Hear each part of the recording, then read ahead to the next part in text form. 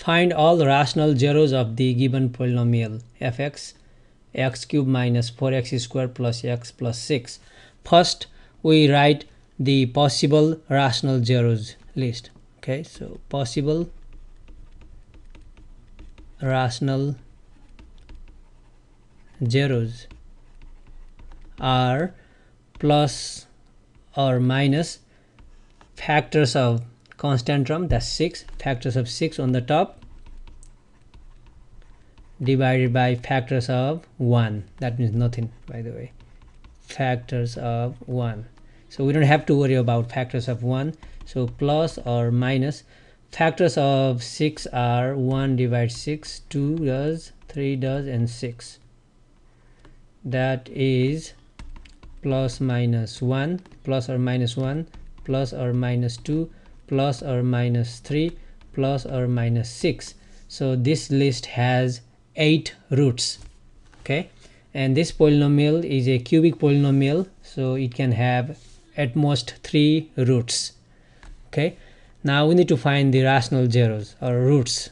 Zeros, same thing as roots. Okay, now we find the remainder using the remainder theorem. Just plug in 1 here, or negative first plus 1. If it is not 0, then we try negative 1. If it's not 0, we try plus 2, minus 2, and so on. So we want to find first 1 0. Okay, out of 3, find 1. So let's find the remainder. How do we find the remainder? When we divide this polynomial by x plus 1, that x minus 1. Okay, so we plug in 1. Just plug in 1. So f1 is, replace x by 1, so we get 1 cubed 1 minus 4 times 1 is squared 4, plus 1 plus 6, that's 4, that's not 0 anyways, 7, 8, 8 minus 4 is 4, not 0. That means x equals 1 is not a root of this polynomial. Okay, 1 is not. Let's try negative 1, or we can try 2, doesn't matter. Let's try negative 1.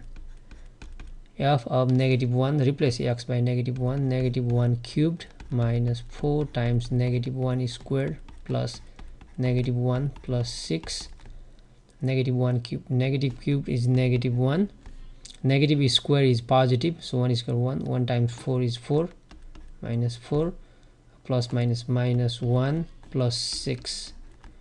So negative 1 minus 4 minus 1, minus 6 plus 6, 0. Okay, so we got 0. This is remainder 0. That means x equals negative 1 is a 0 of this polynomial. Okay, this implies x equals negative 1 is a 0 or root of the polynomial.